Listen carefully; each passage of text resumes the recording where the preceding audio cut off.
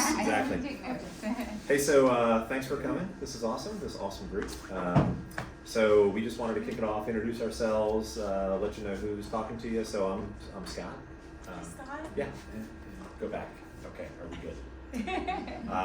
So just a quick introduction. Retired Navy guy, 25 years in the Navy. Invested in real estate for over 20 years. Short-term rental, long-term rental, multifamily. So have a passion for it, which attracted me to Shannon, of course. And so it's something that we've done. We've had a lot of fun. And we're going to be talking to you about vacation and short-term rentals. And most of the questions, if not all of them, were about kind of how do I rent my ohana. We're going to touch on that at the end. So you're going to have to sit through our short-term rental presentation first. And then Denise, introduce yourself. Yes, hi everybody. I think I know many of you and those that don't know me, but even those that know me, maybe you don't know everything. So my name is Denice Kolodny, and I've been doing vacation rentals already for over 12 years. I'm myself an investor as well. Prior to going into the vacation rental hospitality industry, I was working for many years for the big industries that are in the hospitality, like the Marriott Vacation Clubs, the Hilton Brand Vacations, and it's not any difference in the way that the concept is the same. They're buying real estate in order to do short-term rentals. So it's a lot of an excitement that developed over the years. Very passionate about combining real estate with short-term rentals, and it has developed into an amazing experience over 12 years. All of the properties are located in Kolodny, so you can check out the website, you can see them out there. And yeah, I'm very excited to share with you a little bit of my experience over the time.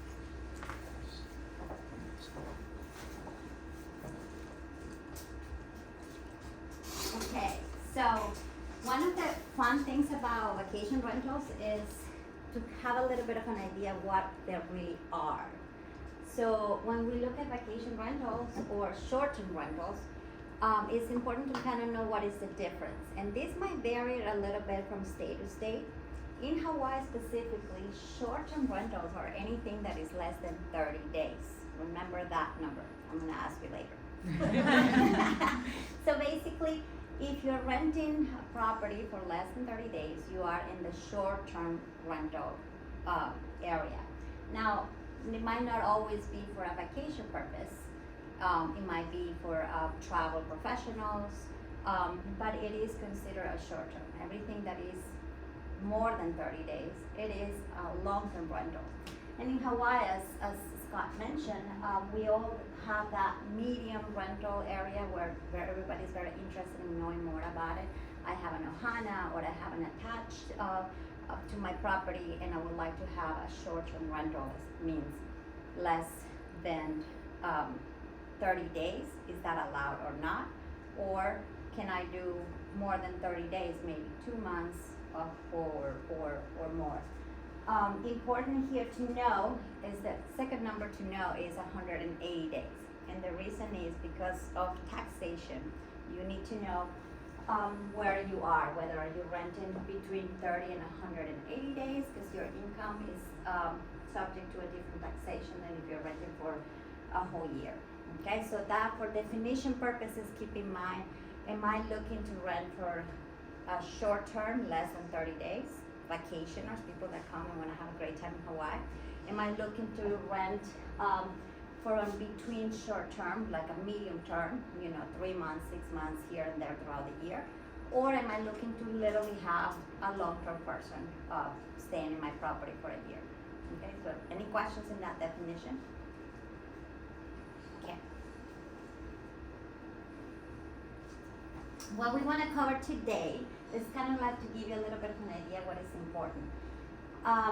What we're going to run today is to, first of all, how do you find a short-term rental?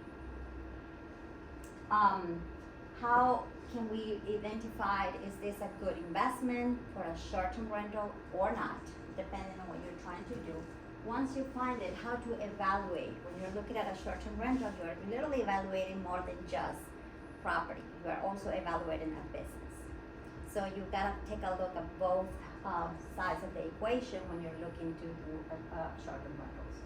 And at the end, we're gonna go deep in the Hawaii laws and regulations. That way, you actually know exactly. You need to know your market, right? If we're buying a short-term rental in Colorado, it might be very different than in Hawaii. And obviously, because we're in this beautiful island and we're all very interested in how can we build wealth here in Hawaii, then we're gonna learn all the most important things so nobody gets in trouble.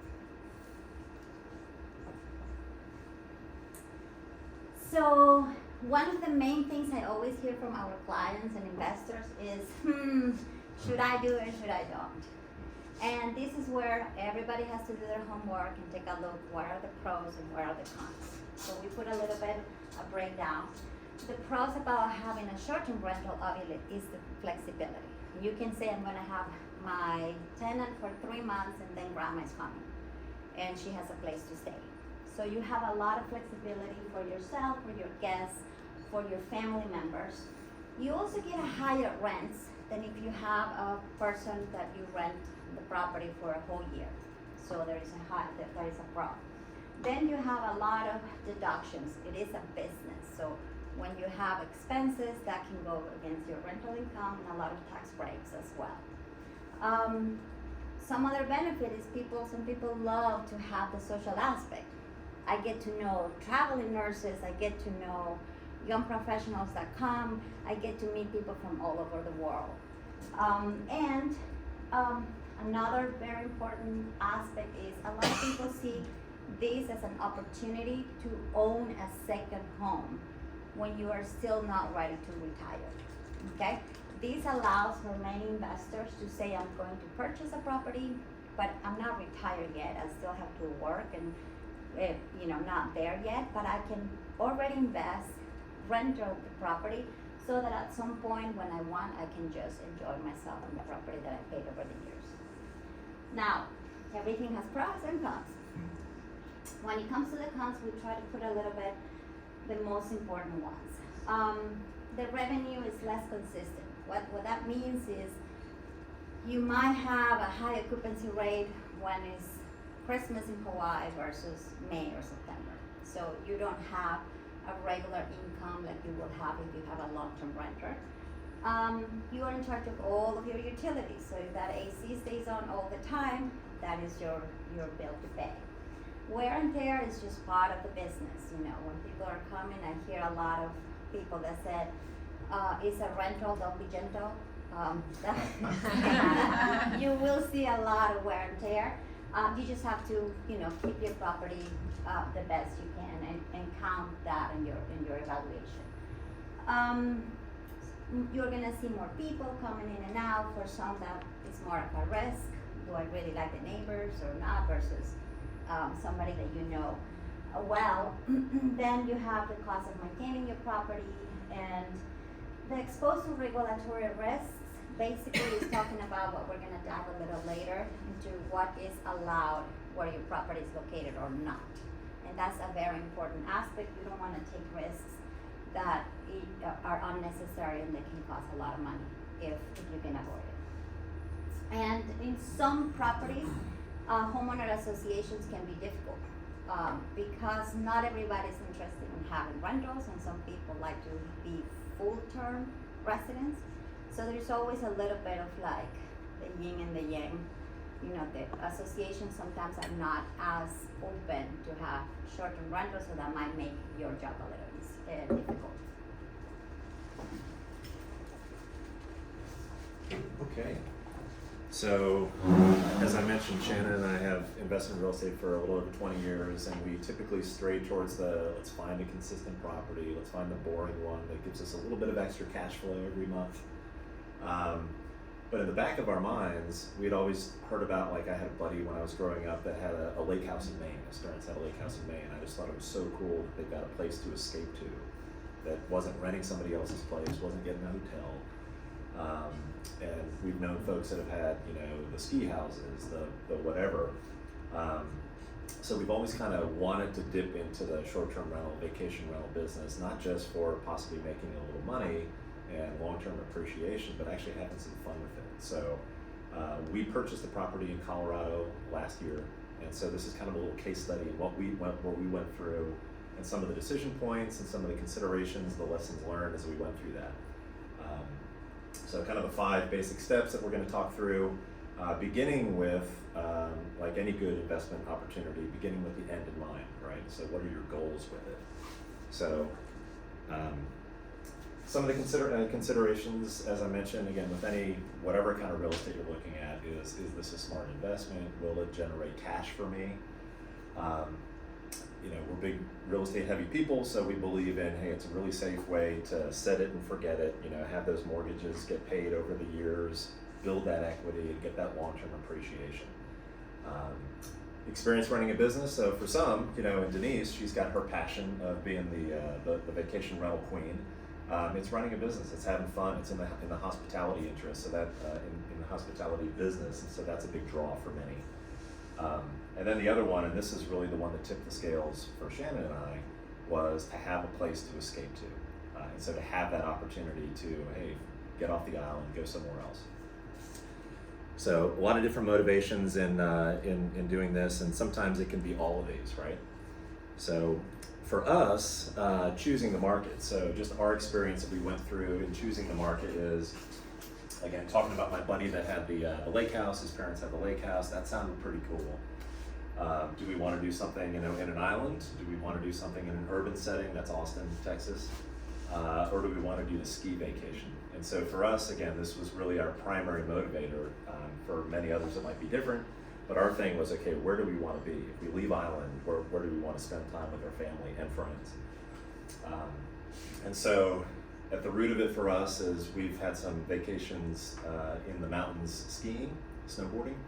And so for us, that was our happy place. It was a place to not only do something fun, especially in a different environment from Hawaii, but also a place to have friends. So our vacations that we had in the ski locations have been with a bunch of friends, and we just have some amazing memories of that.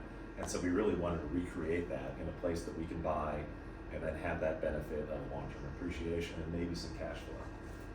So choosing your market, again, that was what it was for us. Everybody might be different, so close to home. So in Denise's case, obviously, she wanted to run a business and have it be something close to home that she can avoid the expense of a property manager and do it on her own. So it's close to home is important for many. Choosing your market with, whether it's a long-term real estate investment for long-term rentals or a short-term rental business, you want to be mindful of the economic trends. So things like job growth, economic growth in a location. Is the travel industry supported, especially? Those are things that are important to mind as you look into this. And then doing the analysis, does it have the cash flows that you desire to be able to make a buck? And then again, where do you want to spend time, which was the thing for us that put it over the top as far as our choice in market. So once you start honing in on where you want to be, the first thing you want to check before you get any further is regulation. So a lot of municipalities, short-term rentals kind of began decades ago, but over the years, municipalities have not been too kind to it. Everybody has seen the headlines in the paper, what's going on in Hawaii, taking away affordable housing from others. And so a lot of municipalities are regulating it. As a matter of fact, in Steamboat, where we bought, there was a legislation passed last year that carved out a massive area of the city and said you can't rent here.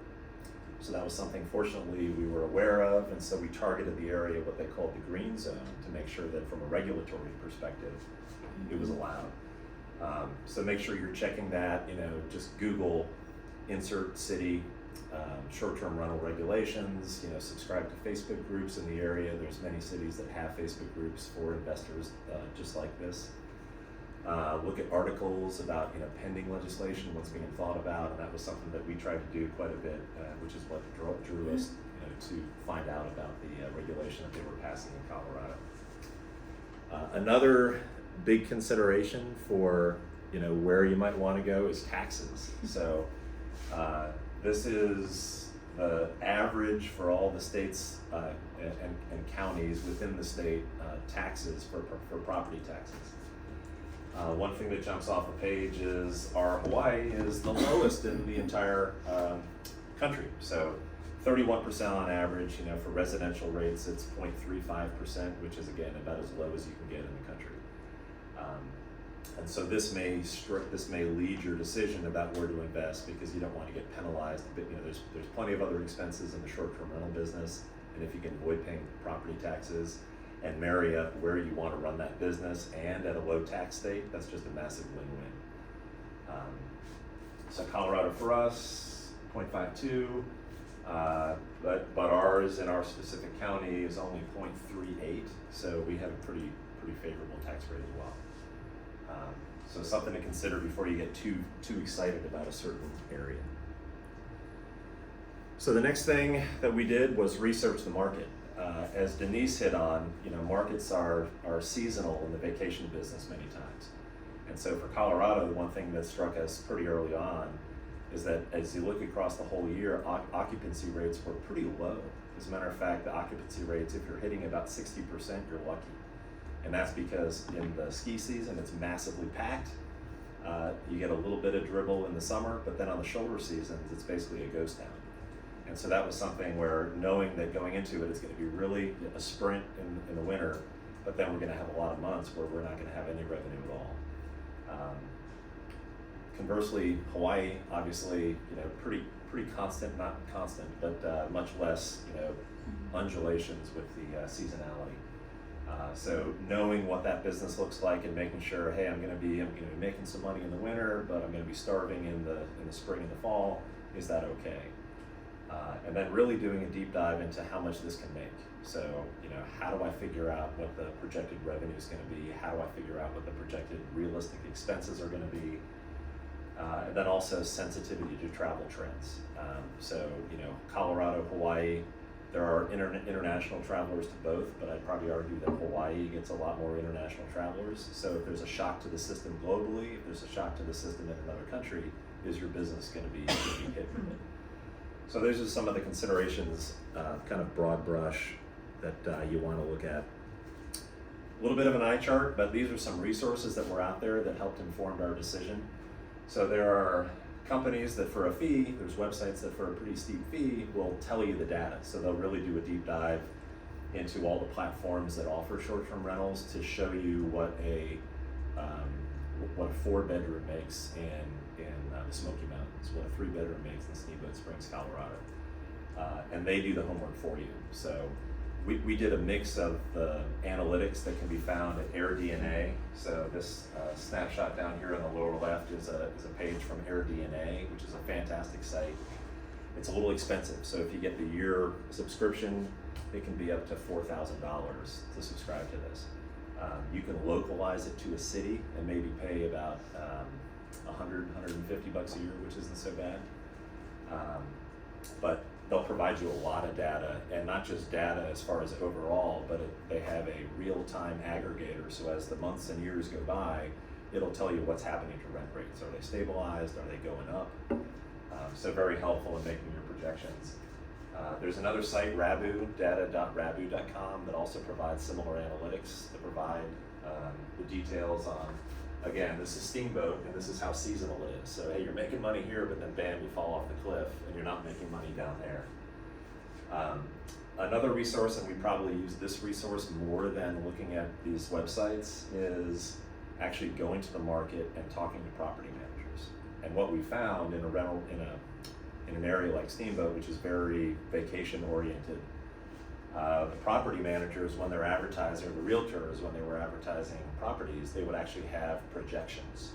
And so many times in a listing, in the supplements, you'll find, okay, they've got this gross revenue projections.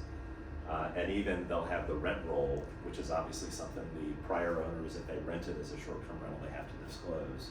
But this was probably the most beneficial data that we had, because it was very property specific and not just, aggregated data for across the city.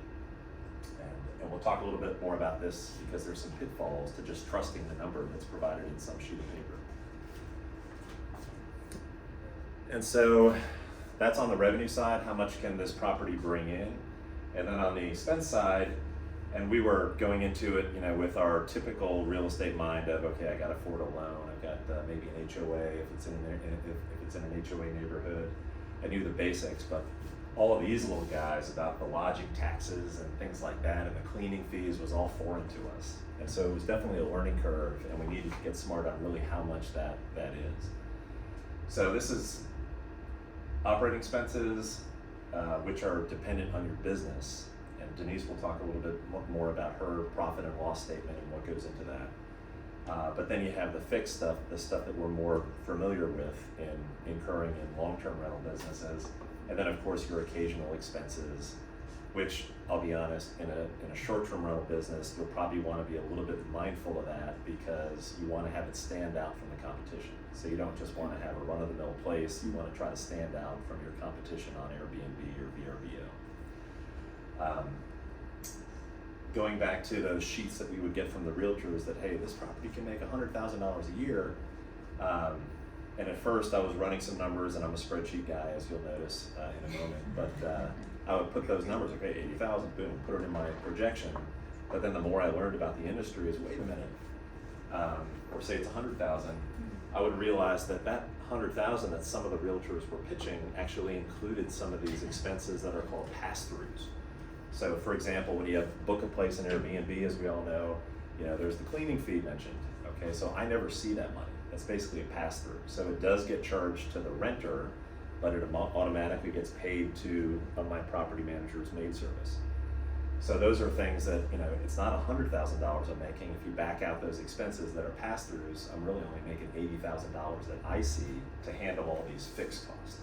So a big lesson learned that Shannon and I didn't catch on until about a month and a half of really doing the deep dive, and we said, oh, we have to change all the spreadsheets. So, yeah, just some things to consider and be mindful of as you're moving through analysis of a property. I don't expect you to read this, but basically, we ran the numbers, and again, I like looking at this stuff. I think, they say fortune favors the bold. Well, it favors the informed with real estate, right? So the more you know your numbers, the better prepared you'll be in knowing whether your investment is going to pay off or whether it's going to be more of a liability. So again, don't need to read it, but using some of the data in AirDNA and Rabu, you can get, hey, what's my average monthly occupancy rate? What's my average monthly daily rate that you're charging to your tenants? And with that data, you can formulate, if you haven't already gotten it from property managers, you can fill out a spreadsheet and do your projections for how much you're going to make every month across the year. And then with that, and plugging in some of the expenses that you do research in, you can throw together a spreadsheet that projects, am I going to make money? Is my net income? So the business that is making money, is that enough to cover all your fixed expenses of your loan, your HOA, all those things we mentioned before? So there's a bunch of rows here because when I ran the numbers, I was like, well, what if I have to pay a premium in a bidding war to get the property, or what if I can get it on the cheap? And so that just shows at various purchase price points how much money I can make in the end. And so this is just a sample property that I did, and we probably analyzed like 30 different properties like this. And then we said at the end of the day, is this thing green? Am I making money, or am I actually losing money? So in any scenario, you're making money? In this analysis, yes. In this, okay. And the truth behind all this is that this is a little bit of a fib, because I've changed the numbers a little bit. So to the last point, so net profit.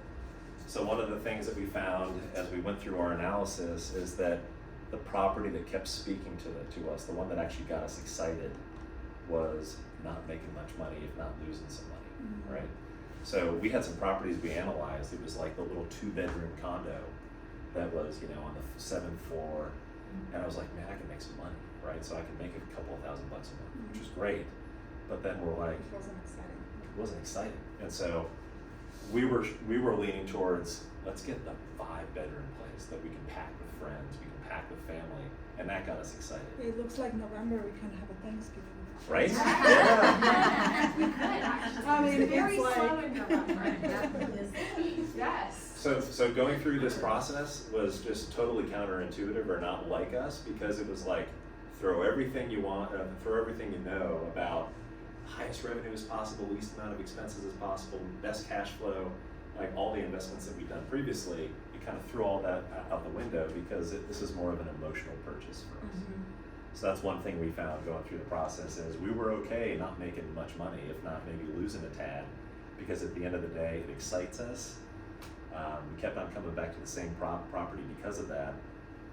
And it's got all the benefits of, hey, the second home, as Denice mentioned, that down the road, it's something that when we retire, we can actually go, and that's like, we're spending 6 months there, and 6 months in Hawaii, so. But doesn't, sorry, Yeah, I mean, go I don't for wanna it. go into No, detail, please. but, so I see your estimated income per Yeah. month, right? But then you have your gross income is pretty high. How did you generate? Yeah, okay, so, I should have mentioned this. This is a totally separate market and property Oh, okay, versus this one. okay. So this is just, actually, truth be told, it's a cut and paste from Air DNA, Okay, as a different example. So these don't marry up. okay, got it. But yeah, just to show, using analytics, you can come up, if you don't already have it from property manager, you can do the math on your own based on analytics that you get online. So the 170,000 annual gross Right. income is based on occupancy of what annually? So Yeah. average 75%? Average 65 to 70%. Okay. So big numbers in that market, you know, depending on the Yeah, market, for you sure. can, but Yeah, there's the really. night's rent is more like between 2,000 to 25 a night, right? So Yeah, it's not 200 a night. right, Right, got it. right. Okay, understood. Yeah, so totally different property types. But bottom line, you know, everybody's spreadsheet's gonna look a little bit different, but this is just Sure, kind of a simple sure. way that I came up with to run the, hey, I'm projected gross income based on all the research, and then filling in the expenses as best I can, and doing the research, calling the HOA, make sure I understand all the expenses involved. And there's always surprises, right? Like one of the surprises that I don't think Denice has, and I wanna pick her brain more because I think she's figured it out. We do have a property manager, obviously, because it's managing from afar, and we've noticed little things like, hey, we're getting hit with a cleaning bill every month of a decent chunk, and we're like, wait a minute, I thought that was a pass-through. And what our property manager, she's managed that specific property for like 20 years, so which is great, we love that. But she distinguishes herself and differentiates herself by just the cleanliness. Like, you will not find anything wrong with the property. Like, she's got a crew of maids that go in and really just make it shine, which is a higher cost than what is a typical, you know, Airbnb charge. And so if she charged that through the tenants, they would never come because they'd be like, that's outrageous. But it's just, so it's something we're still working through. It's a detail, but those are some things you're always gonna have surprises. Every quarter. Yeah. Oh, sorry. Yeah. Is the host fee, is that the Airbnb charge or is that your property manager? That's our property manager. So then is that including Correct. what VRBO or Exactly. Airbnb is also taking? So Correct. it's both, Yeah. okay. And what's that percentage? Do you know what it is? All To be in? honest, yeah, you know Like that. The include like, percentage of well, property managers or and Airbnb? both, cause I'm guessing you're combining it for this particular calculation, right? What is their Yes, Airbnb so, cost? so the percentage of a property manager will vary, right? Yeah. They go between 20 to 35%. Then you go to all those booking sites and then they have options. Most likely they're all around 3% plus some membership fees. Okay. And then you have transaction fees. Because the credit card Okay. companies in between too, so it Okay. adds up a little bit. Okay. Thank you. Okay, any questions on the confusing math? Okay, so once you've done all your research and you've found that property that you love, you purchase it, obviously you want to partner with a trusted realtor. On Oahu, you can trust Island Living Homes. But you know, it also helps to find somebody who's done short-term rentals and knows that process, because they can better advise you as you're going through it and talk about some of those pitfalls that you haven't learned because it might be your first time, but if they've done it, they can better advise you. Not going to talk about this, but happy to talk offline about this, but whenever you have that property, that short-term rental, do a cost segregation study in your first year and really save a whopping amount on taxes. I can talk about that later. And one thing I don't list here is, again, part of running a hospitality business is differentiating yourself from others. So probably back in the marketing and research stage is you're really going to want to do things that set yourself apart from the others. In our property, a couple of things that, you know, we looked at Airbnb and we found in our area, you know, what are people doing to differentiate? It's like hot tub, check, everybody's got a hot tub, right? But then what else can you do above what everybody else is doing to differentiate yourself? So we got one of those retro arcade cocktail tables with Pac-Man and Donkey Kong. Even though everybody everybody's got a Yeah. device these days, but just as like a little novelty in the property. We put in a boot warmer station, just a lot of properties don't have that. So wherever you are, apparently in the Smoky Mountains, when people are doing Airbnbs, they have like the pull down movie theater in the cabin. Like that's a big thing that people do there. So whatever it is, try to find out what the standard is and go beyond it. That costs money, but it makes your guests experience more. It's gonna have, better reviews. And when you and your family visit, it's gonna be that much more enjoyable. Okay, and then step 5, once you've made the purchase, you gotta manage it. So, All right. So, so far we identified the market, we found a property, we found our own goals. Whether it's yourself investing or whether you are helping an investor, the thought process is the same.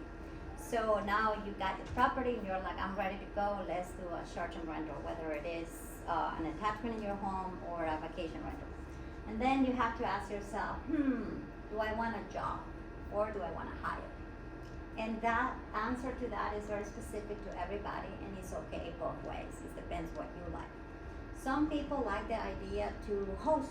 They love to host. They love to make a little basket and contact people and it's exciting. Then to say I want to do it myself is the right answer. Some others say I don't want to deal with this. I just want to have my income. I want to make sure that the property is producing. I want to calculate in the numbers as Todd was showing how much it would cost for somebody to do it for me because I don't want to do it. So that's very, very, very important to know. And in reality, I find a lot of people that first start on their own and then later they come and they knock at the door and say, okay, I'm done. Can somebody do it? I don't want to do it anymore. And that's okay too. It's okay to go through the process.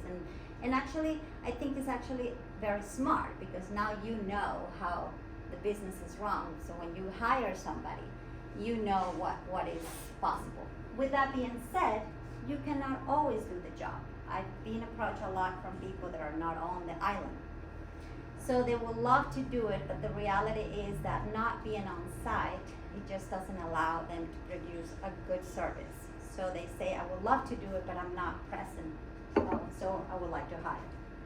So that's a big thing to know. And when I say, do you want a job, I refer to 2 things. One is, do you have the time?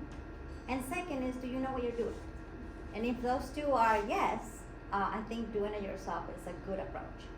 But if one of those is a no, I will say, well, reconsider a little bit. If you don't know what you're doing or don't have the time, most likely you're setting yourself up for failure, right? Now, when you hire somebody, what does that mean? That means basically that you have now property, you have a potential business, and you want somebody to run the business. When you have a business, it's very, very important to know who is going to run the business because that's going to make it successful or not. So you got to be very diligent on who is doing the job for you. Otherwise, we're buying a coffee shop, but the staff is not good, so the coffee shop fails. Same with a vacation rental or any type of rental. Who is running the business so it's successful? For example, if I hire somebody that runs the rental for me and that person doesn't do a good job, you're gonna have a lot of bad reviews. Your property becomes, well, I went there, it was dirty, didn't have this, didn't have that. Now you have to, when you make a change, you have to work that back to a good standing. So that's very, very important. Once you have the property, who is running your business for the business to be successful? And to determine those things is very important also. I always talk to my clients and investors is how much do you want to use the property? Because that will determine whether you want to do the job yourself or you want to hire somebody. For example, if I want to have that property for my family coming every year for 5 months, then I really only have to do it on my own this amount of time. So I don't really need to hire somebody. Versus, I will never be there. I'm too busy right now. I'm going to sports events and graduations all over. I don't have the time. I definitely need somebody to do it for me. I'm not going to be on site. And with that being said, one of the things that I love about the clients is the learning curve. When they buy a property for a rental, And they are very excited about putting all the things that they like the most, decorations, and they want to put their pictures, and they want to put all kinds of things. And then you have to educate them a little bit about, well, think about who is the person staying in that property. Do they really want to look at your picture? Or do they want to see the picture of the most? Yeah, so all of that is a learning curve that, you know, for some, they're like, I don't know, you do it. For others, are very invested, like, this is my second home. I bought this is what I want my grandkids to play. I want to have my picture there. And then you go through that. You know, the business side, it has all of that. So this is the main part to discuss, is the concept of whether you manage yourself or you hire somebody else to manage. So, now that you know all of that, you want to know what's allowed here. And this is really exciting to understand, just because there has been so much talk about in the last years in Hawaii with the short-term rentals. If you've been here for a long time, you know that we were floated with Airbnbs all over the island. And that the regulations came, and there's a Bill 89, Bill 41, and everything has changed. So what happened is that they are regulating it. So it is important that you know what is a short-term rental versus a long-term rental. We already talked about the 30 days, but even within the short-term rentals, there is a distinction between bed and breakfast and transient vacation units. Anybody know what the difference is? Okay, a bed and breakfast is where you as the home property owner are in that property as well. So if you have a cottage, if you have something attached to your property and you are there, that is considered a bed and breakfast. A transient vacation unit is basically, you come from Japan or California and you buy that house and you are going to rent the entire house. You are not living attached to that home. Okay, those are the basic, more important definition. So what happened here is that short-term rentals are definitely a business, and they're not allowed in residential areas unless you have a nuke. It's not the nuclear bomb, it's just the non-conforming use certificate. Okay, and those were given already in the 1986, and some are already grandfathered. You have to have one of those if you plan to do short-term rentals in a residential area that is not designated for short-terms. And they don't give them any. Correct. They don't give them anymore. They're supposed to start giving them again one day, but not anytime soon. So you either have one or you don't. That's basically the story. When they start giving them, then you can try to apply and so on.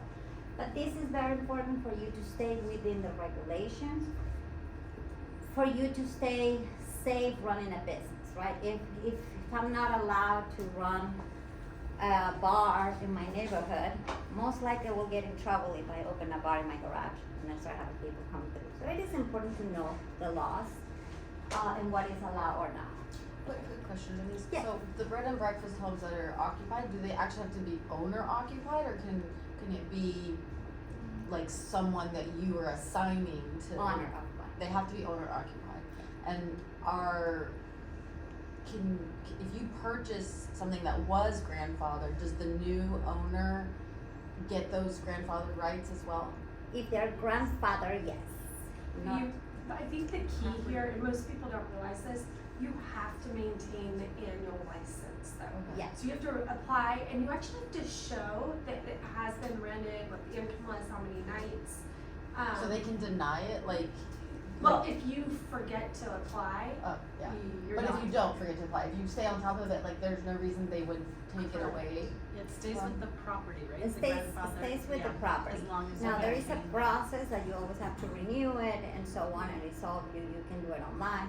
It stays with the property, and if you upkeep your registration and you are with all the norms and regulations, then you're good to go. But the same rules and laws and regulations apply to both of the types of short-term rentals, right? Well, there is another slide coming up towards the end. There is a little bit of differences as far as they are regulating a little more on how many people you are allowed to have Okay. based on the size, how much parking you have available for them. So those things are a little bit to take in consideration whether you are in one or the other. But you still need to be in a non-residential area wherever it's designated just for short-term rentals. Yes, they are all Yeah. short-term rentals, and if you are less than 30 days, you need to have your nook, otherwise. Do you foresee that instead of eventually giving more NUC certificates, would there be, so I don't know if you guys know what the occupancy on a hospitality side is, but would they open up more areas that would be considered short vacation rental? Like, is that a possibility? So the conversation at this point is very clear. They have designated resort areas on the island where the legislation wants to keep the short-term rental in those areas. Mhm. That is their focus 100%. They want to make sure that we have our short transient demographics set in Waikiki, in Kolodny, at the Turtle Bay, and so on. So that is definitely the trend. Now there is our existing NUCs throughout the island, and they have been talking about we will open for more, but that is completely at this point up to discussion whether how many or how that's gonna happen. What other areas except those that you mentioned are on Oahu? Is Makaha or? It's a good segue to the next one. There we go. Yeah, perfect, thank you. So if you are looking at, and I'll tell you from the perspective, like, you know, I have some, for example, clients, they come to Kolodny, they stay with us and they fall in love, and then they come every year and then they say, I just wanna buy one. So the first thing you wanna go and you say, okay, where are short-term rentals permitted? And then you can go on the website and you can take a look. Literally right there is a map, you can type, you can see exactly where it's permitted on the island. Right now you will see it right here. North Shore, Kolodny, Waikiki. That's it. What is that? That's close to Why Makaha. not? This is Waianae. Yes. So when you say Waikiki, is any of Honolulu in there, or is it just? It's all literally in Waikiki. We have a list in the next slide with all the buildings. So some of those buildings, and remember, it's very easy. If you see big hotels and your property is located right next to them, you are most likely, you still have to check, but you're most likely in that area. That's what the hotels are there. Because the land, the ordinance of the land is set so you can actually do a short term. So Turtle Bay, right, a big hotel, all those areas that's zoned for that. Kolodny, same, we have the Four Seasons, we have the this.We, that's where those guys are allowed to run their business. Properties right there are part of the resort area. And that's what they are trying to concentrate. They're trying to take the tourists out of the residential areas and concentrate in the designated areas. And that map allows you to drill down to the property level so that you can see where that dividing line is between legal and not legal. Yeah. So for us realtors, you know, when you are helping a client buy a property, you always have to be disclosed. Whether it is a short-term rental area or not, there's a specific form, all of that has to be transparent. And you guys can service all the islands, right? So here is a list of the approved short-term rentals. So you literally have a wide range. So if you have somebody interested in purchasing in any of those buildings, you know those are the areas where you can run a short-term rental. Yeah, great Any slide. Take a picture. single homes, single family, should I call it? Or just apartments? Or townhouses? Or which of these would be, what areas would have townhouses or Turtle Well, Bay? the Turtle Bay has the Turtle Bay. Yeah. So Alani isn't one. They don't have. Which one? Alani, Disney. So Aulani is Oh, its own Aulani, hotel. Aulani, well, no, Aulani is a hotel with fractional ownership. What does that mean? what it used to be called timeshares. Oh, So they buy, they literally, they develop the building and then they sell the interest in the building. The outline is interest and they don't sell it in perpetuity. The Marriott Kolodny Beach Club, they sell it in perpetuity, so you're actually getting a deed. I used to sell those. So you actually buy an interest in that building and it belongs to you and your family in perpetuity. And then you obviously, you can use them or you can just, you know, send your coworker and charge your coworker if you wanted to. So the Disney Aulani, they all have a combination of a side that is hotel and the side that is actually vacation ownership. So when you go to the Disney Aulani, you're gonna find a person that is gonna entice you to go to a little presentation and they're gonna give you a beautiful gift. See if you wanna buy one. So here is very important, especially for all of those that wanna do a midterm rental. You gotta be very careful how you advertise because the advertisement is regulated. Why is it regulated? Because a lot of people that were doing 5 nights, 3 nights, 7 nights, they say, well, if I'm under 30 days, I can still do my 3 days, 5 days, 6 days. So they decided to regulate the way you advertise. So if you're gonna advertise, make sure that you have the right verbiage. And the right verbiage, a little bit here, but I'm ready for you. This property may not be rented for less than 30 consecutive days. Rental prices will not be reduced or adjusted based on the numbers of days the rental is actually used or occupied. So that has to be right there. If you don't want to get in trouble because they can find you by your advertisement because it's one of the things that are regulated. And that is just to avoid that you say you are actually renting a week.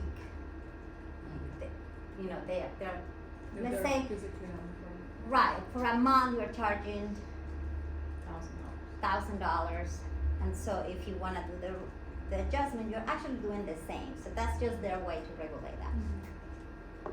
Not everybody knows You that. can't do that. You cannot say you've booked it for 30 days, even if they're only staying 1 week.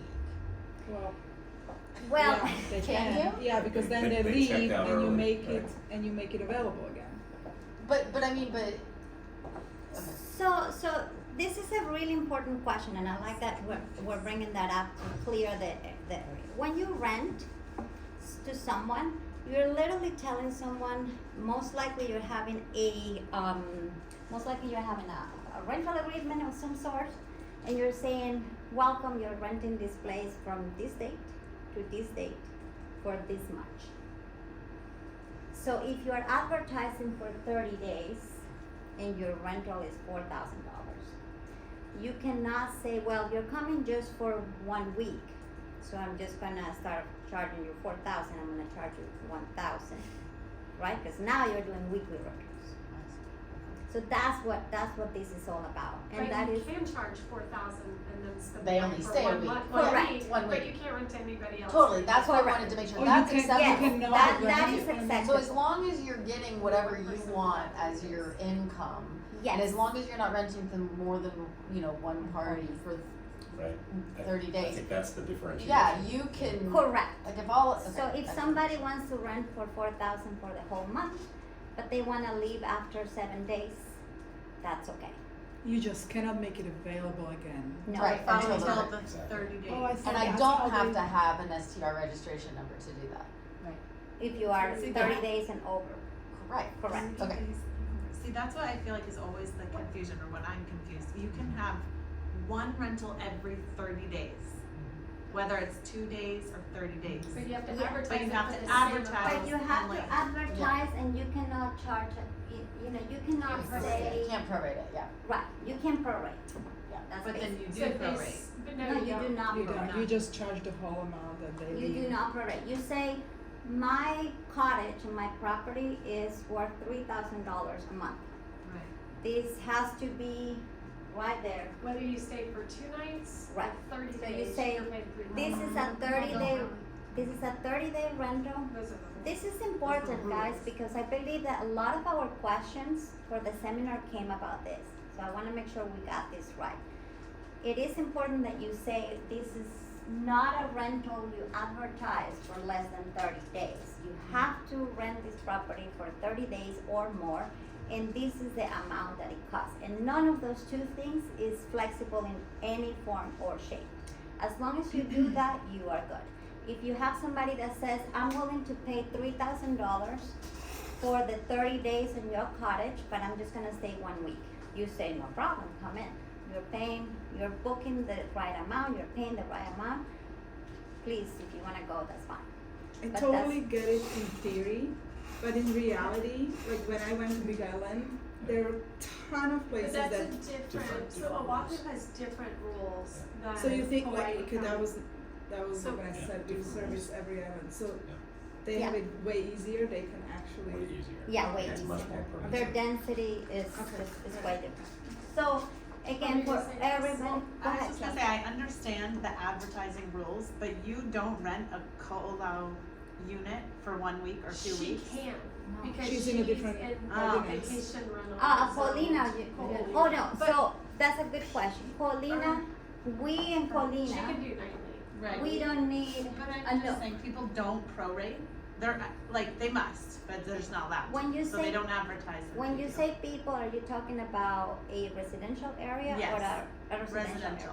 yeah. Right, you are not, okay, let's, I'm I you're know not you're not allowed. allowed, I know you're not allowed, but people for sure do that. They shouldn't. They can get People fined. do it, but they should. They find them. If So they- everyone if that they rents cash for, it, they a- get for, fined. so And it's everyone that like rents. $10,000, like it's not. Honestly, guys, it's not a joke, and I'm part of a lot of the communities of short-term rentals advocates and so on, and I see a lot of the letters, the Yeah. fines. I mean, they're finding you per day that you break that rule. Some people are banking on they're not going to enforce, and that's really up to everybody how they conduct themselves in their businesses. I'm a big believer that why take a risk on something that you could do it, it's part of the evaluation on your property, on like any business that you run. Like, do you wanna cut corners, or do you wanna just do it right? So what is your question though, as far as like, I just, because I think, my question is, I know that Airbnbs, it's a big deal, there's a ban, not a lot of people do them anymore, but I know that people come to Hawaii, no one comes on vacation for very few people come for 30 days, and I think very few people would pay 30 days worth of rent Right. for 1 week. so then you would, So I guess everyone, probably 95% of the people break the You're rules. talking about Kailua though? Yeah, Okay, Kailua. yeah, But Kailua, they because there's lots of stay people that come, If they're not grandfathered. and they're in, yeah, Right. they're, Okay. Yeah. that are in an STR. So, And they're risking. so the data shows Uh-huh. that before Bill 89 and Bill 41 came out, we have about 4,000 rentals, right? Yeah. So when the bills came out, those numbers went down dramatically. There's always going to be somebody breaking the law, I'm sure there are, but numbers statistically, they did went down tremendously, even at the North Shore. Yeah. So that is just the way it is. What happened in between? What happened is that these people went to either Waikiki, Kolodny, Turtle Bay, or they found word of mouth. Remember 2 years ago you rent me your cottage? Can we do it again? I don't see you advertise anymore. Oh well, it's not allowed. Well, we're friends now. Can I come over? That might be something but it is not allowed, and the numbers went down for sure. So it's important to take that in consideration when you're running your business or buying property or advising somebody to buy property. Here are a little bit important things to know, and I think I wanted to go over this quickly because I heard a lot of the questions that came through the website were about, midterms or short terms. You've gotta provide, you gotta provide on-street parking space for each room, okay? So you cannot flood the neighborhood with cars, right? You have to provide parking. There is an occupancy limits, no more than 2 adults So if you're having a 2-bedroom or a 1-bedroom, there is a limit on how many people you can host. And this is I added here because this is something that happens quite a bit. Home exchanges. People say, well, it's not a short-term rental. I'm just exchanging my home with somebody else because I want to go to Steamboat. And so I'm gonna give you guys my Kailua home and I'm just gonna go. This is that area where it's like, well, that's not really a rental, I'm not charging anybody. Based on the definition and by law, it is considered a short-term rental, whether you're being paid in form of money or whether you're being paid in form of a vacation. It is still a form of compensation. So That's just ridiculous. so home exchanges are part of. Then the reason, I agree, but the reason is what is happening is that would be another way to do it, right? You could say, well, I'm home exchanging every month because I want to see the world. I'm not getting compensated. I'm just exchanging What my would be home. wrong with that? No, nothing is wrong with that. It is just that it is classified as a short-term rental, whether you are being paid with money or whether you're being paid with a vacation somewhere else. So question, are taxes, lodging taxes, Console them. like TAT, is anything paid on that? Well, here, there is no money transaction, right? So there's no So compensation. there should be no Occupancy. tax. How would for they business. even go after? I mean, that's just too much. Yeah, so home exchanges. Okay. We're going to Steamboat. Yeah, that's right. That's right. Don't tell anyone. That's right. The taxation, this is also fun to know because it's part of your business. And basically, when you do business in Hawaii, you are required to pay taxes. And those are Hawaii-specific taxes. They might be different in Colorado or in Utah. Here in Hawaii, you always have your general exercise tax. That is 4.712%. Then you have the transit accommodation tax. This is interesting because everybody usually think, well, it's just 2 months. But everything that is an accommodation less than 180 days, so 6 months, is considered a transient accommodation. Somebody is here just for transient, a little time and then going back somewhere else. That is subject to transit accommodation tax. And there's 2 of them. We used to have only one. And then in October last year, they introduced, this is specific for Oahu only. And is the Oahu transit is another 3%. And it's also for anything under 180 days.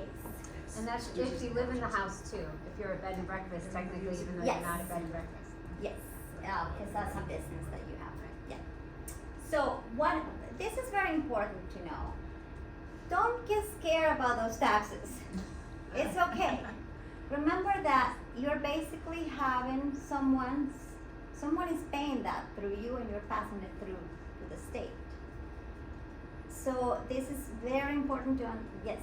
So what you're saying is you charge the occupants this on top of their $2,000 Correct. a week or month Correct, stay. and that's why I always, when I mention these, people say, oh my God, these taxes. But keep in mind, when you go to the Four Seasons in Kolodny, or when you go to the Four Seasons in San Diego, and you see your room bill, you see a big heavy taxation that you pay as the person that stayed there. This is not any difference. It's exactly the same. So if you're charging $2,000, then you're gonna have $2,000 plus Almost. 17.95%. That the cost the guest is paying, and that you are filing and paying it to the state. So you are passing that through. Is it it's just on the room charge? You're not charging us on top of Very the good question. okay, Very good housekeeping. question. That's another one that a lot of people don't know. Transient accommodation is for any transient activity. So, if I rent my unit for $2,000 plus $400 cleaning plus $100 so on. The taxable amount is the total amount. So you're paying it on a cleaning fee? Yes, because the renter is cleaning, playing it on the cleaning. the renter is paying, because the cleaning is part of a transient Yeah. Part of the Activity, business, yeah. So you just take the total, what are you charging? I'm charging the rent, I'm charging the cleaning, I'm charging whatever. service fee? And then you got the total, then you calculate the 93%, 94%, and then that's what you charge the guests. Now, it is very important that you disclose what it is, not just, 18% taxes. It's very important that you disclose there is GET, there is GIT, there is OTAT, because you're charging them, so you gotta be transparent when you're charging. And then how do you do that? It's very simple. So once you start running a short-term rental, you go ahead and you file, you register for your license. The license say I'm running this business, and you go, you fill out a BB1, and then you will get a license number. And then with that license number, you will be filing your Hawaii taxes, depending on the amount of revenue that you have, whether it's monthly, quarterly, annually, semi-annually.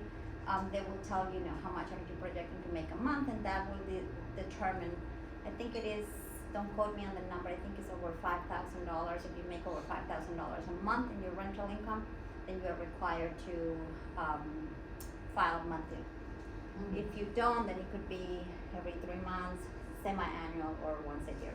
If you rent your place once a year, you can do it at the end of the year. Yes. And that $5,000, is that per unit or is that a total of your units?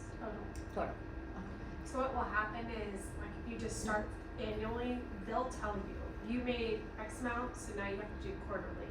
And then once they see that they're on it, so they'll let you know, now you have to pay monthly, right? So. Yeah. So for example, a brand new client of mine, they buy a property, Denice, let's buy a property. Fantastic. We buy the property now, can you manage it for me? What do I need to do? So I send them here, fill out, we're gonna get all those licenses, and then the state would immediately tell them, because it has never been rented before, we're gonna put you on a quarterly. And then after 6 months, they send you a letter and say, okay, based on your rental income, we gotta switch it to a monthly. They let you know. But the taxes is quite important, because that's, part of the regulation, I guess. That's what they say. And then the business. So now you're running a business, you know what taxes you need to pay. But part of having a successful business is to know your numbers. You did all your homework with Scott. He sat down with you and you guys figured out what is the best property at what price, what is the projection. You did all the good stuff. Now you gotta see, okay, I have to run this business. How do I do that? And some people are very, very entrepreneur and savvy in their businesses. Some others, they have amazing other talents. I'm not running spreadsheets. So it's not easy. It's not easy. I stumbled through many and it's like, I just had this bag of receipts. I don't know how much it was. It can be complicated. So I always recommend just do a tiny little sheet for yourself. Even if you're doing one rental next to your house, and know your numbers. What is that you are collecting? That's your income. Even the taxes you're collecting are part of your income. You are collecting that money. So that is all part of your total income. And then keep a close track of all of your expenses, because that is going to determine your taxable income at the end of the year. So take a look. What do we have in expenses? You gotta advertise. If you wanna be part of Verbal, they charge you a membership and so on. So keep track of that. If you're buying a basket with a pineapple and so on, every time you welcome someone, keep track of that cost as well. If you're having someone to do the laundry for you, if you're paying Terminex to get rid of the little roaches, or whatever you're spending, keep track of all of that, because that becomes your operating expenses. Those are the expenses that are direct correlated to your business. They will not appear if you close down the shop and don't rent it out. If nobody's coming, you're not buying baskets. So that's what is called the operating expense. Keep track of all of that. And then, in addition, at the end of the year, take a look at what you have to pay no matter what. Your mortgage, your insurance, your property taxes, that is your fixed expense, things that you pay no matter if the unit is rented or not. At the end of the year, you have a good idea, is this bringing a cash flow or not? And you can reassess.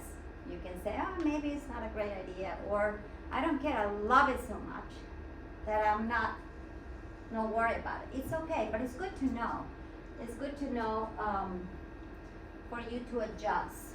Maybe I need to buy less pineapples, more toilet paper. I don't know. And then understand what we already talked about it, understand a little bit what part of your income is actually yours and what part is coming off as your expense. And once you have this, it's very simple. At the end of the year, you give that to your CPA and say, okay, this is my rental income, this is all I pay in taxes, and so on and so on, so that you don't crumble and suffer when tax season comes. Any questions on this side? I have a quick question. Whether it's a vacation rental or like an STR or not, is it true that if you go to sell this property, you can show like anything that you've put into it in terms of like expenses, remodeling, repairs, everything like that, that you can take that out of capital gains? Is that is Not that right? furniture though. No, not furniture, but I guess I just mean like the property. Improvements, yes. You can? Yes, Okay. that is correct. So even if it is a vacation rental? Correct. Yes, Okay. yes, Of your doesn't rent. matter. Yeah. That's and you wanna do that. You wanna have all of But that being said, depending on how you depreciate on your Schedule E, so sometimes with these properties you depreciate, you will have to pay some of that depreciation back, usually 25% of it. So while you get to write off your cost basis, you're still paying some of it back. But that's why you have a CPA. They know what they're doing. But the answer is yes, you can write it off, but then you still have to pay a portion of it back. Because you're making Because money you're- off of it. Correct. Okay. yeah. All right, so just for giggles, Denise and I wanted to say we're looking for a short-term rental in Hawaii. We just did a little case study looking at, okay, what's out there on the market. If you're a realtor, you'll recognize this. So this is us realtors doing a quick search on MLS and finding, okay, if I'm looking at her neck of the woods at Kolodny in the beach villas, what's out there on the market? So today, or yesterday, there's 2 active listings at the beach villas. And this is the cheapest one, so for the low price of 2.6, you can get this nice 3-bedroom, 1498 square foot place. And so we just said, hey, let's use the spreadsheets that we already have and just throw some numbers in with the projected expenses and projected revenue. And we've got some great information from the vacation rental queen to plug into the spreadsheet. And this is kind of the way it comes out. So just to orient you to this, again, this is my $2.6 million purchase price. One thing to note is, we talked about all the OTAP, the TAP, and the GET. The property taxes, even though we pay 0.35%, the lowest in the country, for our property taxes, if you're in a resort zoned area, it's a different number. So Or that's it's one. an investment property. Correct. Investment property is higher than the 0.35 as well. But if you're zoned in a resort area, which the beach villas are, you're paying 1.39%, not 0.335. So know your numbers and know what you're getting into. HOA fees are this, and then these numbers about what's insurance cost for something like that, what's a host fee, and as Denise mentioned, there's all sorts of numbers that you can put in for that. If you want to do the bare minimum and nothing, you can pay 0 and do it yourself. But you can get kind of an a la carte deal where, I'm paying 12.5%, or you can get the full service thing and pay somebody 20, 30, even more percent. And then these are other numbers. The reason utilities is so low is because at that property, the utilities are incorporated into your HOA, which is another The reason why it's HOAs so are high. 2,700 there? Yeah. 2,700. So with all the inputs and the gross income, which for a property like that is about $228,000. Now, similar to the other analysis, the $228,000 takes out all those pass-through costs. So this is not including, the TAT is already paid, the OTAT is already paid, so all those the cleaning fees, that doesn't include that. So even once you take all that, a property like that is still making $228,000 a year. You run that through the calculator, and you can find out that if you bring 40% to the table for that property when you buy These it. are monthly, Which is a these are million. monthly numbers. Yeah. So, Yes. correct, Okay. monthly numbers. So if you put 40% down to buy that $2.6 million property, the way the math comes out, factoring in all your expenses, you can make a little bit of money A year. a year. That's your net That's income. annual That's a or year. monthly? That's a an year. annual. Annual. So annual expenses amount to $223,000 to run it. Gross income is Is about that your annual $228,000. gross income? Let's say you make that. So that's annual. That's with $1 million down, but still Correct. having $1.5 million mortgage payment at 6% or something. At 6%, which is probably lower than you'd be able to get today. So So it all makes this has sense. said is the prices at the beach villas right now don't lend themselves to just the person trying to get in to make a few bucks. It's the person who has some disposable income to throw down for a $2.6 million It's property. a terrible investment.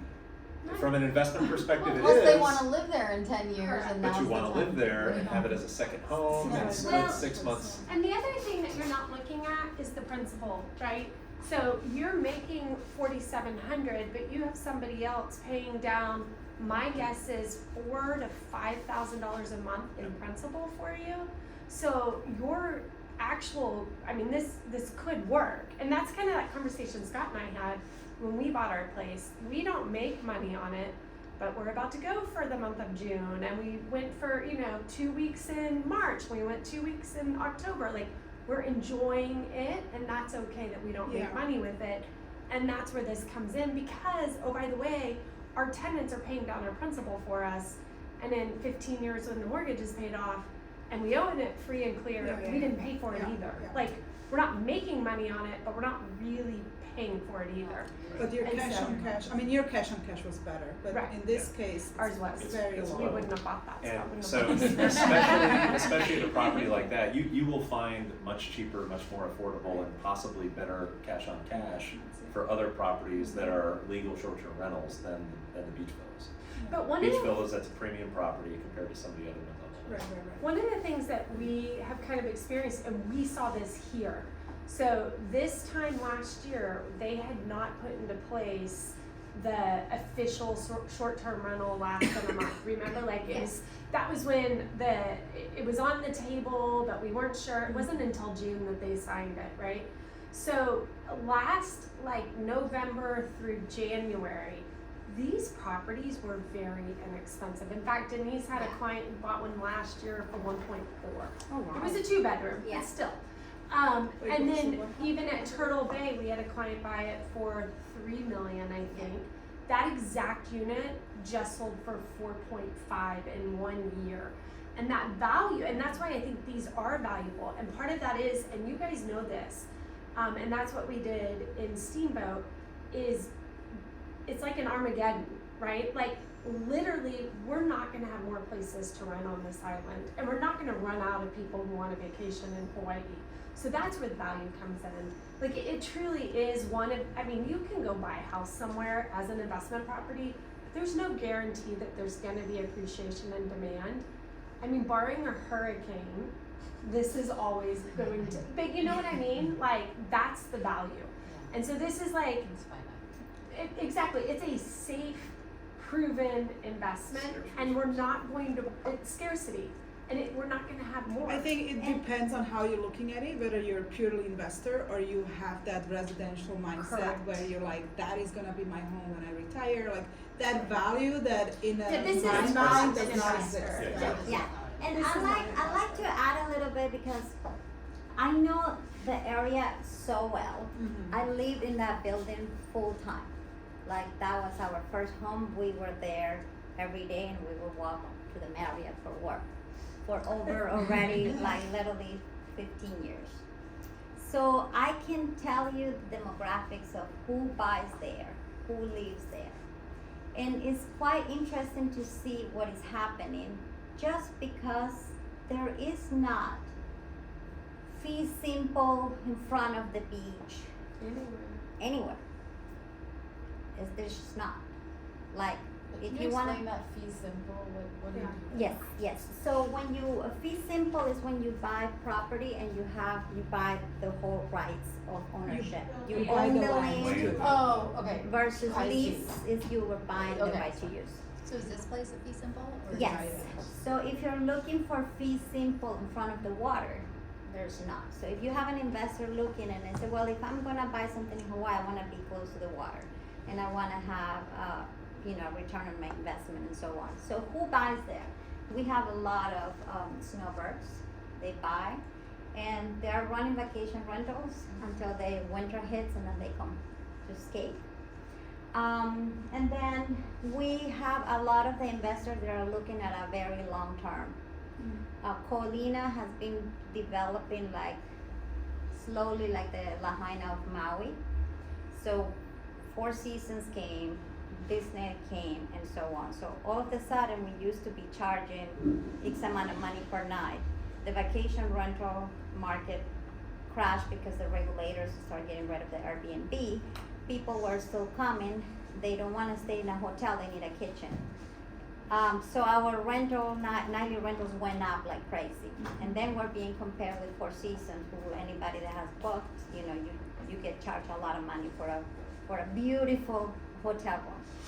So all of a sudden it became like you can charge all kinds because there is no inventory, there is no access to right in front. So these investors are looking at, well, on the long run, being the trend, this is legal. I don't have to worry about, and then the scarcity is gonna attract the business. And it has been that trend. Obviously, COVID was tough, but then we got out of that. It is definitely a high-end property. Obviously, is the price point is there. But it hasn't been always like that. When we bought initially, we did not buy at those Don't prices. even say the number No, that you bought it at. But it's I can imagine. is the trend, and there is a longer term vision.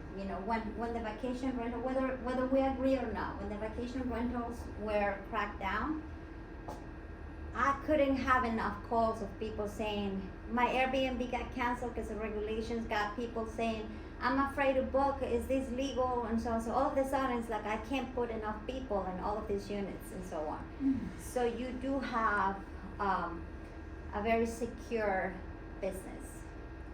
So not only did the regulations helped increase the daily rate, but the values went up 40% overnight, basically. Right, because it became even more scarce. Yeah. Once they Yeah. limited who could do it, Right. wow, it's like that's a captive audience right there. Just fewer places to rent. And that's what happened at Turtle Bay too with the Kailua. Yeah, for sure. Like those were in the Yeah. 800s and now they're like. Yeah, so while this number definitely is scary and is going up, this number here is going up as well. So when you run the numbers, just realize that even though it's a different market, well, this is a different market here too. You're And making you can find this nationwide, like people are instituting vacation rental rules everywhere. So finding those Yeah. green zones or those vacation zones. Or like the month before they passed the law, Like, buy then. yeah, I mean, do your research, that's what we did. Just out of curiosity, because I've never owned a property that had an HOA, and I've never owned a property that was in a building. What happens when the building needs to be renovated, or there's a maintenance issue? Does the owner end up paying that? Are you forced to not rent your units anymore if there's a big, what happens with all of that? That is a very good question. We just, been in that building for a very long time, so I've seen all scenarios. You've got it. So the HOA, so buildings that are really well run, they have reserves. Those reserves are there set for the constant upkeeping and painting and so on and so on. So in general, when renovations are keeping come, there should be reserves. So far we have had. When there is not enough reserve, then they're gonna go to the owners and say, we need an assessment, we need more money to it. So those are the two choices. Particular in this building, I have seen assessment once, and that was based on, attorney's fees. It was not even the building. That got paid. We just finished painting the whole building. So to answer the question, yes, you are still allowed to rent, but you have to disclose. One thing to also be mindful of, because we oftentimes have people who want to buy, let's say the Ritz-Carlton, which is also a hotel, right? But you can own, it's kind of probably, my guess, similar to Al-Wani or maybe the Marriott, not sure. Yes, But like it at is. the Ritz-Carlton, you'll see there's a lot for sale there, and part of it has to do, the Ritz-Carlton has an image and a certain standard and level, and so they have assessments quite regularly for the owners to keep up with the fashion trends or the design trends. So they're having to replace their furniture frequently, and so that's one of the negatives of I mean, there's a pro too. You always, every couple of years, have a beautiful unit, and some people love that. But you have to be mindful if you are looking, asking those questions, like how frequent are the update assessments, Slides right? into your revenue. And you can look into their capital improvement reserves, like you can Okay, see so how much. But some of these places, like Ritz-Carlton, which you can buy anywhere into these places, that is not just in their reserve. I mean, it's a standard, like everybody has to have the same issue bedspread and countertops and couches and art on the wall, and that's gonna cost you $100,000, Mr. Homeowner, right? And that's a fairly regular thing, which is nice with Denice's, they're independently owned. If the owner wanted no furniture in there, they could have no furniture. There is no minimum requirement of what the interior looks like. So be mindful of what you're buying, basically. And I feel like this, like with Carlton, right, there's like, you have to use certain property managers that Right. you can't use I don't know how it is in Kolodny, but They have there to be you have to be approved. specific, like you have to use who they tell you to use. So a lot, and this is a very good question. The list of those buildings that we show you where the buildings are allowed, a lot of those buildings have what they call the rental pool. So it doesn't mean necessarily that because you buy, you can either run it yourself or hire whoever you want to. That's very typical in what is called the condotels. Means you're buying the property and you're agreeing to have them, you have to have them manage it for you. And they rent it for you. And they rent it for you. So it's literally like buying a hotel room. The name on the brand is running it for you. And you're And- limited to how many nights you can Use it, oh, right? wow. Correct. Unlike these, this is literally privately owned. They can hire or not hire. Now, when it comes to hiring property managers, the association does have a say. And basically, there is only a certain amount of already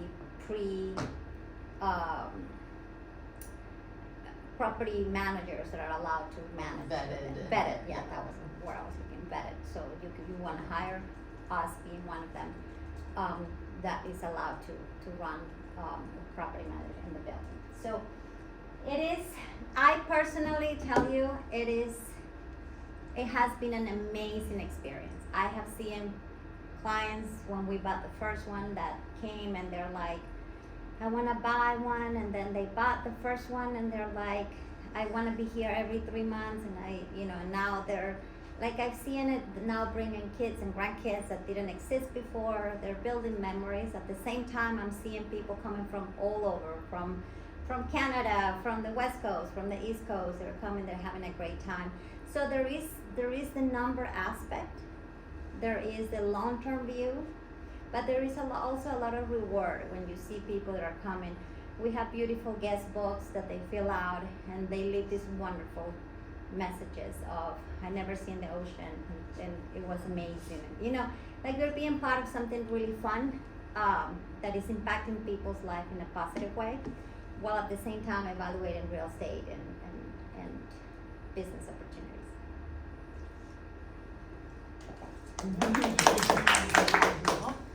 I think that we already went through these ones. So we did want to touch on what I know many people are interested in is not the short-term rentals, but anything between that 30 to 180-day sweet spot. And I will in a moment ask for a guest speaker to come up who's in the process of doing this right now. But as we already covered, if you are within that 180 days, so even if you're not considered a short-term rental, you still have to pay these taxes. So that is something that whether you build it into your rate or not, that's something that you as the business operator, as a medium-term rental, you have to pay. Management requirements, so we have a lot of military clients who PCS and they're going to go and they're like, hey, do I keep my place? Do I not? They look at the numbers, we help them with that. And then part of it is management. If you're doing a long-term type rental or medium-term type rental, it's a lot easier to manage than a short-term rental with people coming in and out all the time. So you do have to have an on-island manager. So that's one thing we educate them on. It can be your buddy, it could be somebody keeping an eye out on the place, but that is a requirement that you're going to have an on-island person looking after your place. Advertising, whether it's for people looking for even a long-term rental, but especially in this temporary rental spot, we find that ahrn.com is a popular site and very helpful. So it's more geared towards military, but everybody is on the platform that don't have to be military. The other one that Sarah, when she did her little Ohana, Furnished Finder, which I guess caters to traveling nurses and that kind of set, people that has a 3-month need for a place. That's a site. There's others, Home Away, there's several other sites, but AHRN and Furnished Finder are the couple of big ones. As far as rental rates, security deposits, Sarah, were you able to touch on that, kind of how you went through that with your property? Yeah, we just collected a $1,500 for this first person, and it's because there's a lot of reasons why, but Furnished Finder has a target pay rate, so if you're listing a little bit higher as a furnished rental, you're not going to get hit on because there's so many lower rates in the area. You can see a map of, there's a lot of people in Kailua doing it, and you can see what the rent rate is. And so if I do it as a furnished short-term rental, like 3 months or 6 months, however long, and it's furnished, like it's coming out as a higher price, and then no one's clicking on it. So what I'm going in and doing in that instance is direct messaging each person that has a general, hey, my wife and I are looking for a 2-month rental, blah, blah, blah. And I'm like, hey, I'm willing to take the price down, if you want to come in at this price. But that way it's still higher than all of the lowest postings, but it's a happy medium between the two. But I do take it as security deposit. Oftentimes that's one of the negotiation points, like a lower, security deposit, and then I put it in a special account because I have to return that to them at the end of the time. So, but I'm on my first tenant, so this is first time. And how do you take payment from your tenants? So that's the other thing. Their bank cannot do it to our credit union, and she prefers Venmo. So right now I have my accountant doing the Venmo, and then we transfer it to the bank account, and then we pay our taxes out of that bank account. So. And for our long-term rentals, we do the same thing. So tenants just pay us on Venmo. Does Island Living Home offer management? Would you be Bruce or would Jake? Do you guys offer that service? So Denice does vacation rental property management. But even the midterm? But as far as would you handle midterm that? and long term, we do not. No? Right, we don't. Jake? Nope. Okay. But we can refer you to somebody. You can refer them to me. All right, There we all go. right, good. So my other That is business do good. that, but I'll talk to you guys. Yeah, talk to us about that. That's Absolutely. awesome. That's Yeah, there's great to definitely a know. need for I it. only do short, like vacation weeklies. And then touching on insurance really quick.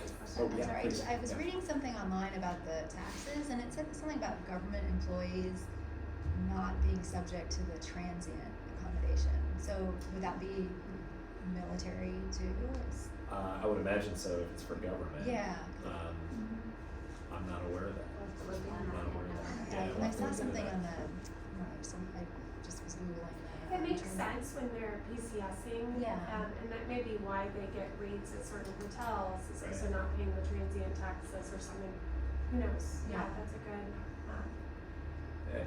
Interesting on the renter side, but on the business owner side, I can't imagine you getting out of that. I don't know. It's something. Right. Something. Well, to right, I take a think look as a at. business owner, you're still responsible to pay it if your tenant was not government, but if they're Right. government, then maybe there's a way around Yeah, that. that's Yeah, what I'm so. Insurance real quick. So obviously you're going to have your property insurance regardless of whether you're doing it as a medium term rental or or just your owner occupied.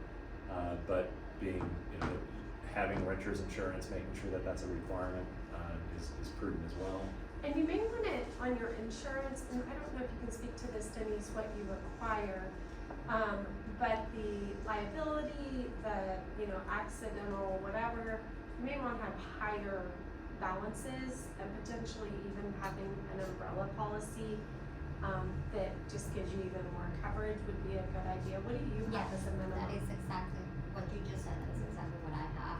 It's also, in our case, and it will be different in every building, but the association will also tell you, Minimum, yes. this is a minimum 1.5 million on your own, And I think ours was $1 million, right? Like, Yeah. the HOA required so $1 million. definite liability and that kind of insurance in order to run the business. And what we found is many times when you jump to an umbrella policy, which covers you, On numerous properties. for numerous properties, we found our premiums overall went down. So umbrella policies are a sound investment, and you'll be surprised that they don't change your premium that much. And it just provides that coverage if somebody's leaning on your balcony and they fall off or something like that, just to make sure you're covered. Just casually. Benefits versus long-term rentals. One thought is, I believe for your midterm rentals, you can demand a higher rent rate versus long-term rentals, and I don't know if you're finding other benefits in your. We get to use it, so my parents are gonna come for July, so that 30-day period will be blocked out for when they come to visit. So yeah, it's similar as short-term rental benefits. Awesome. Any other questions on the Ohana discussion? I guess when it comes to utilities, do you, so I guess is it better to include it, or if you can, because they have like bars, you Right. have that separate, you Yeah. can bill it separately, so do you think it's better to say everything is included besides the electric?